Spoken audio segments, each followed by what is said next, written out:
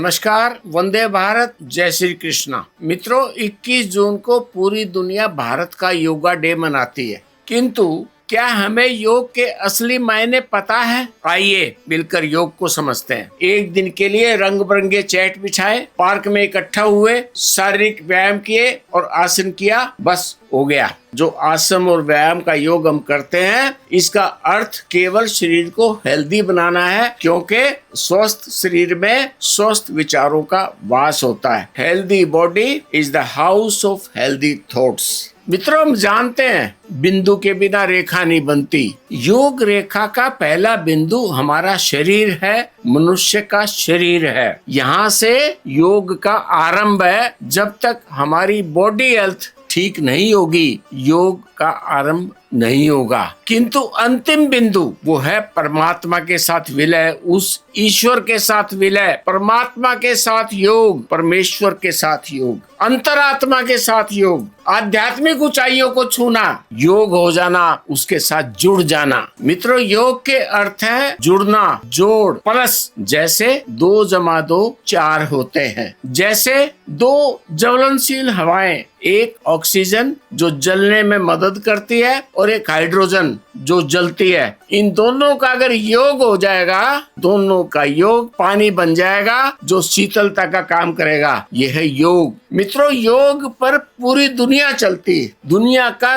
कोई काम बिना योग के नहीं होता। योग का अर्थ हमारी वैचारिक हेल्थ से जुड़ा है, मानसिक हेल्थ के साथ जुड़ा है। योग के असीमित मायने हैं। जैसे हमारी बॉडी में ऑक्सीजन का इंटेक होगा, ऑक्सीजन और हमारी बॉडी का योग, तब हमारी बॉडी चलेगी। क्या बिना ऑक्सीजन के इंटेक के हम जीवित रह सकते हैं? योग हर पल हर क्षण घटित होने वाली प्रक्रिया है। मैं कहता आ रहा हूँ मित्रों, we are the most scientific people of the world. भले ही आज दुनिया में भारत पिछड़ा हुआ है, लेकिन भारत दुनिया का सबसे वैज्ञानिक प्राणी है। वैसे तो पूरी भगवत गीता आरंभ से लेकर के और पूर्णता तक योग और योग का प्रतिपादन करती है। भगवत गीता भारतीय विचार का एनसाइक्लोपीडिया। भारत के योगेश्वर श्री कृष्ण ने भगवत गीता के 4थे अध्याय में पहले श्लोक में श्री भगवान कहते हैं, मैंने इस अविनाशी योग को सूर्य से कहा था। सूर्य ने अपने पुत्र वैवस्वत मनु से कहा और मनु ने अपने पुत्र राजा इक्ष्वाकु से कहा। अर्थ क्या? नैसर्गिक विज्ञान, द लॉ ऑफ नेचर।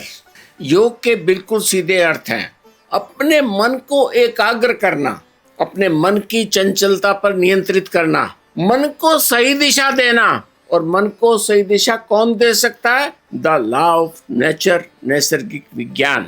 और इसीलिए मनुष्य के विचार तत्व यानी मन, विचारों के विज्ञान, मनोविज्ञान, मनोविज्ञान पर भारत का एकाधिकार है। ये मनोविज्ञान, वैचारिक नियंत्रण, एक एक विचार को नियंत्रित करके और फिर अपने अंतर्मन का अध्ययन करते हुए, अपने चंचल मन के ऊपर नियंत्रित करते हुए जब हम मस्तिष्क के विचारों को स्थिर करते हैं, तो फिर वो योग, आध्यात्म योग, जिसे दुनिया स्पिरिचुअलिटी कहती है, मैं तो उसको स्पिरिचुअलिटी नहीं कहता, लेकिन वो विषांतर हो जाएगा। अध्यात्म, अध्ययन प्लस अंतर्मन, इन दोनों का जोड़ है। मित्रों, हमारे मन में, चंचल मन में जो विचार बनते हैं, उन विचारों का अध्ययन करके और जो विचारों के अंतर मन में, हमारी आत्मा में अंतिम छोर पर जो अंतिम बिंदु है, उसके साथ जुड़ना।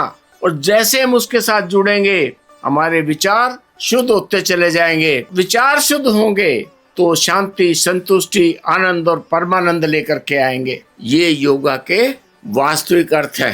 पूरी दुनिया का अस्तित्व, पूरी दुनिया की साइंटिफिक रिसर्च, चाहे वो भौतिक है, चाहे वो ऑर्गेनिक है, चाहे इनऑर्गेनिक है, वो कार होगी, वो हवाई जहाज होगा, वो स्कूटर होगा, वो कंप्यूटर होगा, वो एआई होगी, जब तक एक एक ऊर्जा जुड़ करके एक दूसरे के साथ सामंजस्य करके योग नहीं करेगा, तब तक वो चल नहीं सकता। चाहे मनुष्य का शरीर हो या आपकी एआई और तकनीकें हो, सब कुछ योग से चलता है। और इस योग की खोज सबसे पहले भारत ने की है। अगर योगा डे को हम सिर्फ एक दिन की गतिविधि मान करके छोड़ देंगे, तो एक इवेंट बन करके रह जाएगा। इसी प्रकार से मनुष्य के विचार, इसमें इतने ही प्रकार के विचार हैं जो आंखों से दिखाई नहीं देते। उन सारे विचारों को नियंत्रित करके काबू करना, जिस प्रकार से एक एक पुर्जा अपना काम करता है, जिस प्रकार से हाथ की 5 उंगलियां ये छोटी और बड़ी तो हैं, इसी प्रकार से हमारे विचार कभी कुछ सोचते हैं, कभी कुछ सोचते हैं, कभी कुछ सोचते हैं, लेकिन ये 5 उंगलियां इतनी छोटी बड़ी नहीं है कि मुट्ठी बंद ना हो सके। हमारे विचारों में भी इतना ही अंतर होता है और इसको नियंत्रित करने के लिए भारत के मनोविज्ञान ने, भारत के ऋषियों ने नैसर्गिक विज्ञान के साथ योग करने का प्रावधान दिया।